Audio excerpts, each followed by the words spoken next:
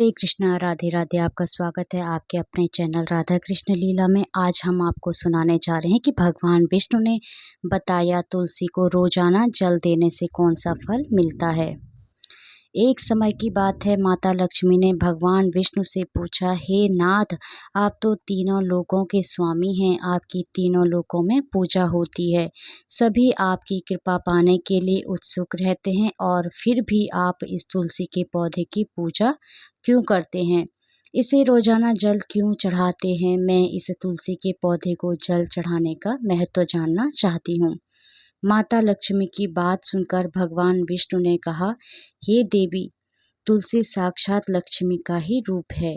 तुलसी को रोजाना पूजा करने के कई फायदे हैं, और तुलसी को जल चढ़ाने मात्र से ही मनुष्य के कई पाप नष्ट हो जाते हैं। तुलसी को जल देने का महत्व बताने से पहले मैं तुम्हें एक बहुत ही पवित्र कथा सुनाता हूँ। इस कथा के माध्यम से तुम्हें तुम्हारे इन प्रश्नों के उत्तर मिल जाएंगे। इसलिए हे देवी, आप इस कथा को बड़े ध्यान से सुनना।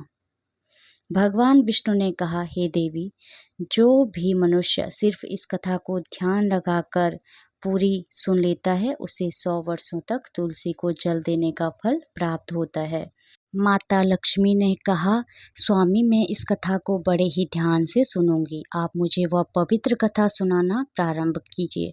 भगवान विष्णु ने कहा, देवी, बहुत समय पहले की बात है, किसी नगर में एक ब्राह्मण रहता था।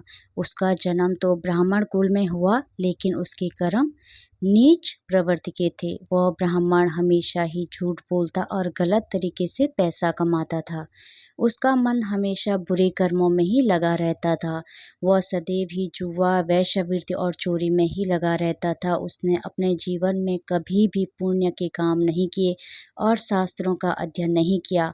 ब्राह्मण होते हुए भी कभी पूजा पाठ नहीं किया। सदैव ही उसका मन दूसरों के धन पर लगा रहता था, और वह दिन में जो भी धन कमाता उसे रात्रि में जुआ और वेश्यावृत्ति में उड़ा दिया करता था।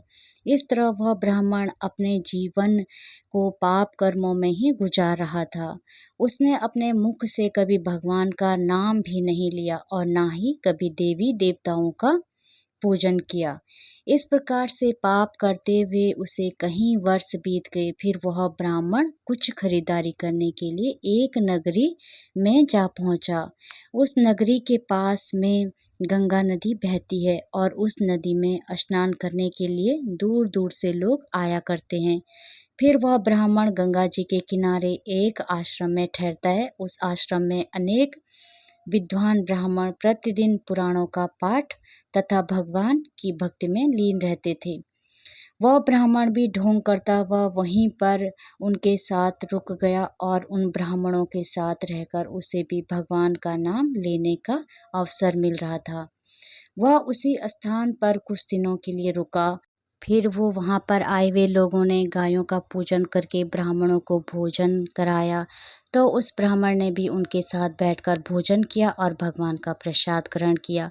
वहीं पर उस आश्रम में एक तुलसी का पौधा था। वह ब्राह्मण जाने अनजाने में उस तुलसी के पौधे में पानी डालता था।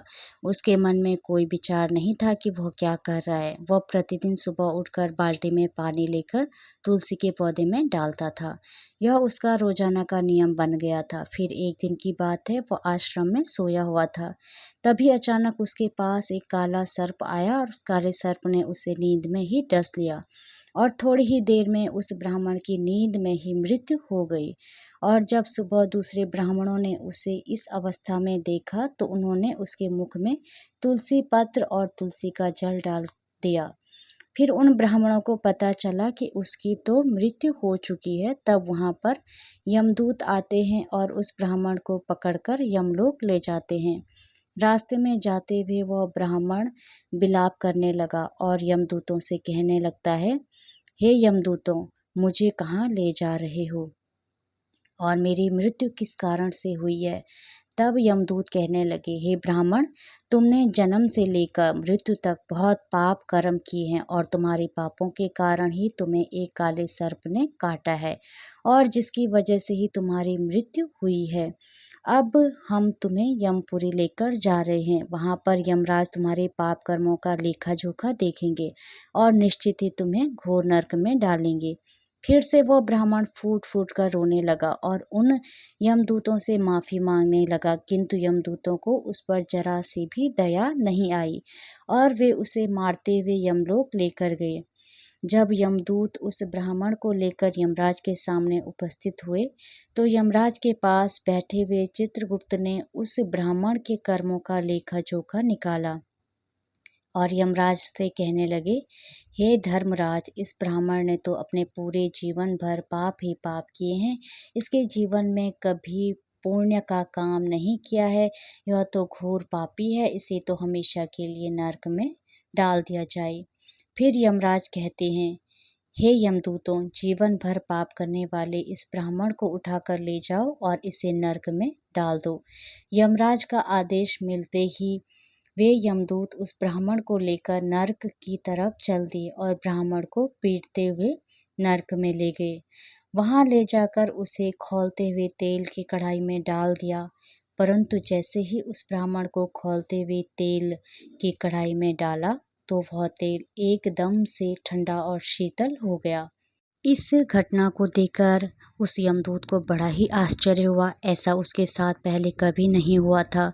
उस यमदूत ने इतने ही पापियों को उस तेल की कढ़ाई में डाला था और वे सभी उस तेल में गिरकर छटपटाने लगते थे।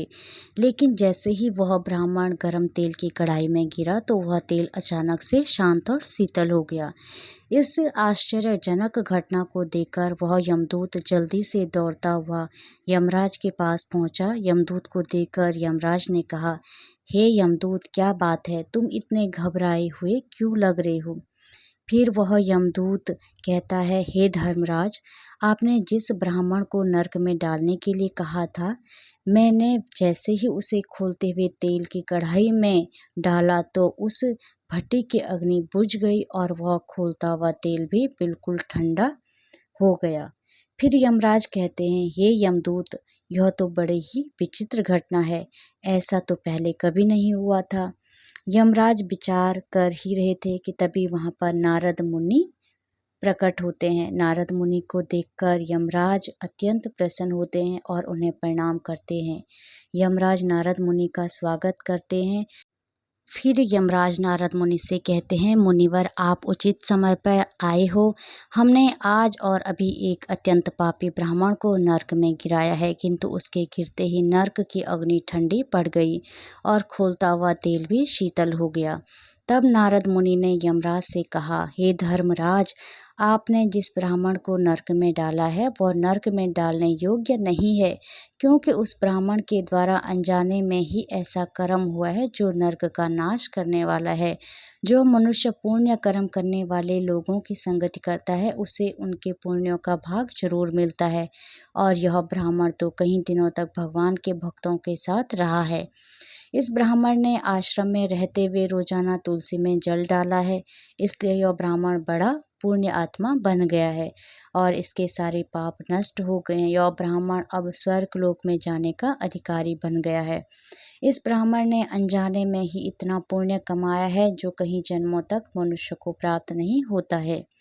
इसलिए हे धर्मराज, आप इस ब्राह्मण को नरक में ना डालो और इसके पापों के लिए इसे केवल इतना दंड दो कि इसे सभी नरकों का दर्शन कराओ। नारद मुनि की बात सुनकर यमराज बहुत ही खुश होते हैं और उस ब्राह्मण को नरक से निकाल कर लाते हैं और अपने यमदूतों से कहते हैं, हे यमदूतों, इस ब्राह्मण को ले जाओ और संपूर्ण नरकों का दर्शन कराओ। फिर यमदूत उस ब्राह्मण को ले जाते हैं और संपूर्ण नरकों का दर्शन कराते हैं। भगवान विष्णु ने कहा, देवी, इस प्रकार से यमदूत उस ब्राह्मण को संपूर्ण नरकों का दर्शन कराते हैं और उसे यक्ष लोक में ले जाते हैं और फिर वह ब्राह्मण एक यक्ष बन जाता है। भगवान विष्णु कहते हैं, देवी, वनस्पति नाम तुलसी, मास नाम कार्तिक तिथि, नाम एकादशी। भगवान कहते हैं, हे देवी, वनस्पतियों में मुझे तुलसी प्रिय है, मास में कार्तिक मास और तिथि में एकादशी प्रिय है। इसलिए जो मनुष्य रोजाना तुलसी की पूजा पाठ करता है और तुलसी को जल देता है, वो मनुष्य मुझे सबसे अधिक प्रिय है। उस मनुष्य की कभी भी दुर्गति नहीं होती है और वह मनुष्य कभी नरक में नहीं गिरता है। जिन घरों में तुलसी का पौधा सदैव ही हरा भरा रहता है, उस घर में सुख, शांति और समृद्धि बनी रहती है। भगवान विष्णु कहते हैं, देवी, मेरी पूजा में और मुझे चढ़ाई जाने वाले भोग में तुलसी के पत्र अवश्य होने चाहिए, क्योंकि तुलसी पत्र के बिना मैं किसी भी प्रकार का भोग स्वीकार नहीं करता हूँ। इसलिए प्रत्येक घर में तुलसी का पौधा अवश्य होना चाहिए। अगर आपके घर में तुलसी का पौधा है तो सुख, शांति और समृद्धि के लिए तुलसी को चुनरी अवश्य चढ़ानी चाहिए। और हमेशा ध्यान रखें कि तुलसी का पौधा चुनरी के बिना अधूरा होता है। तुलसी केवल एक पौधा ही नहीं है, बल्कि वह एक देवी है, मेरी अर्थात विष्णु की पत्नी है। इसलिए तुलसी को चुनरी अवश्य ही चढ़ानी चाहिए, क्योंकि इससे पति पत्नी में प्रेम और विश्वास बढ़ता है। पति पत्नी का दाम्पत्य जीवन खुशहाल बना रहता है। घर में रहने वाली महिलाएं सदा सुहागन और सौभाग्यशाली रहती है। तुलसी का विवाह भी अवश्य कराना चाहिए। इससे मनुष्य के सभी दुखों का अंत होता है और सांसारिक जीवन सुखमय बीतता है। भगवान विष्णु कहते हैं, हे देवी, तुलसी के पौधे के पास अपने मुख से अपशब्द नहीं बोलने चाहिए। तुलसी के नज़दीक भूल से भी जूते, चप्पल अथवा झाड़ू पोछा नहीं रखना चाहिए। इसे पाप माना गया है। तुलसी के पौधे के पास जल से भरा हुआ बर्तन भी नहीं रखना चाहिए। तुलसी के पास दीपक जलाने के बाद दीपक को वहाँ से हटा देना चाहिए, क्योंकि तुलसी के नीचे बुझा हुआ दीपक रखना अशुभ माना जाता है। इस स्थान पर भी तुलसी का पौधा होता है, उस स्थान को हमेशा ही साफ स्वच्छ रखना चाहिए। इसलिए नियमित रूप से तुलसी के पौधे के पास साफ सफाई का ध्यान रखना चाहिए। तुलसी के पौधे में शिवलिंग और गणेश जी की प्रतिमा नहीं रखनी चाहिए। साथ ही तुलसी के गमले में अन्य किसी भी प्रकार का पौधा भी लगाना अशुभ होता है। तुलसी के पौधे के पास कपड़े भी नहीं सुखाने चाहिए, अन्यथा कपड़ों का गंदा पानी तुलसी के पौधे पर गिर सकता है। और हमेशा ध्यान रखना चाहिए कि तुलसी के पत्र को नाखून से तोड़ना नहीं चाहिए, इससे तुलसी का अपमान होता है। यदि तुलसी के पत्ते सूखकर गिर जाते हैं तो उन्हें कचरे में नहीं फेंकना चाहिए, क्योंकि वे पत्ते पैरों के नीचे आते हैं, जो अच्छा नहीं होता है। उन पत्तों को आप तुलसी की मिट्टी में ही दबा दें। भगवान विष्णु कहते हैं, हे देवी, रविवार के दिन तुलसी के पत्ते नहीं तोड़ने चाहिए और रविवार को तुलसी को जल भी नहीं चढ़ाना चाहिए। बाकी सभी दिन तुलसी की सुबह स्नान से निर्मित होकर जल देना चाहिए और शाम के समय एक दीपक जलाना चाहिए। भगवान विष्णु कहते हैं, हे देवी, अक्सर महिलाएं स्नान के बाद अपने बाल खुले रखकर ही तुलसी की पूजा करते हैं और जल देते हैं, परंतु ऐसा करना गलत होता है। महिलाओं को हमेशा ही अपने बाल बांधकर माथे पर सिंदूर लगाकर ही तुलसी में जल देना चाहिए। इससे तुलसी का आशीर्वाद प्राप्त होता है। घर में तुलसी का पौधा लगाते समय ध्यान रखें कि इसके लिए गंदी मिट्टी का उपयोग नहीं करें।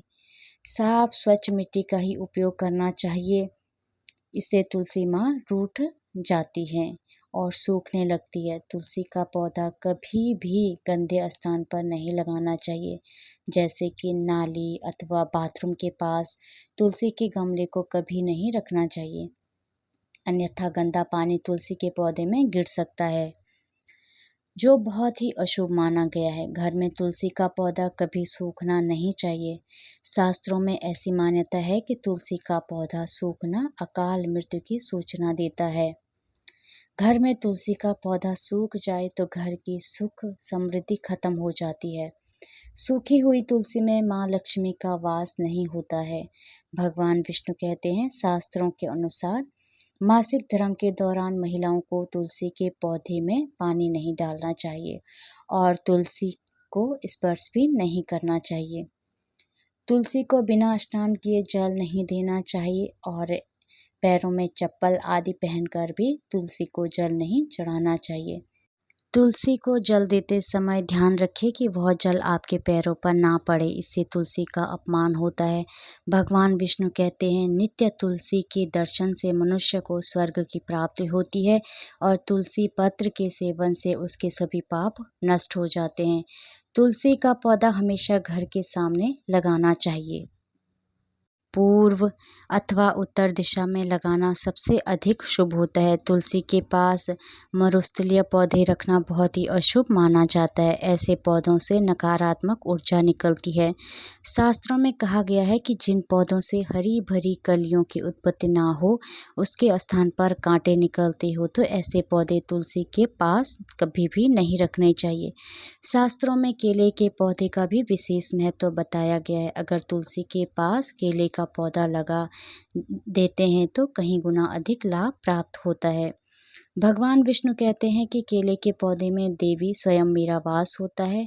इसे तुलसी के पास लगाने से घर में सुख समृद्धि आती है। तुलसी के पौधे में शालिग्राम भी अवश्य रखना चाहिए। तुलसी के गमले में शालिग्राम रखने से तुलसी का और भी अधिक शुभ प्रभाव आपको देखने को मिलेगा। इससे अगर तुलसी के गमले में रखेंगे तो आपके घर से संपूर्ण नकारात्मक ऊर्जा नष्ट हो जाएगी। घर में केवल एक ही शालिग्राम की पूजा करनी चाहिए। भगवान विष्णु कहते हैं, देवी मेरी मूर्ति से कहीं गुना ज़्यादा उत्तम होता है शालिग्राम की पूजा करना। शालिग्राम को चंदन लगाकर उस पर एक तुलसी पत्र रखना चाहिए। प्रतिदिन शालिग्राम को पंचामृत से स्नान कराना चाहिए। ऐसा करने से मनुष्य के सभी जन्मों के पाप नष्ट हो जाते हैं। शालिग्राम सकारात्मक और सात्विकता का प्रतीक होता है। इस प्रकार भगवान विष्णु ने माता लक्ष्मी को तुलसी के पौधे को जल देने का महत्व बताया है और घर में तुलसी का पौधा लगाने के सभी नियम बताए हैं। हरे कृष्णा, राधे राधे। भगवान श्री हरि विष्णु की कृपा आप सभी पर बनी रहे।